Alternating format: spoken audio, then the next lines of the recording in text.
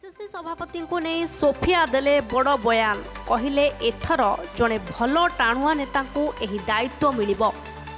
AICC भल भावे research करी ठीक निष्पत्ति नेबे बोली कहिसंती सोफिया। तेबे कांग्रेसर समस्त कर्मी माने एही पद को नहीं आशावादी थिबा सोफिया कहिसंती। सारा ओडिशा को नहीं चली पारुथबा लोकंकु ही एही दायित्व मिलिबो बोली से कहिसंती। आसंतु देखिबा ए संपर्क रे। एआईसीसी निश्चय भल भाव से माने रिसर्च करिकी इनक्वायरी करिकी ठीक निष्पत्ति नेबे बोली आम समस्ते आशा करुछु।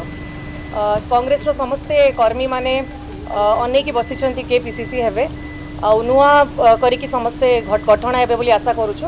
आ निश्चय जे भी हेबे आमे आमर कॉन्फिडेंस अच्छी कि से भाभी चिंती कि भल लोक को करेंगे जे कि पुणी कांग्रेस जी कर्मी मैंने अच्छा आम पुणी स्ट्रंग करें दृढ़ करें जहाँ को दायित्व दि जाए से पूरा ओडिशा को लेकिन जमी चली पारे कष्ट करें सबुआड़े जाकि जो कांग्रेस संगठन अच्छा आउ थे स्ट्रंग करें तो आम आशा करुचु कि भल लोक टाणुआ लोक एथरक पीसीसी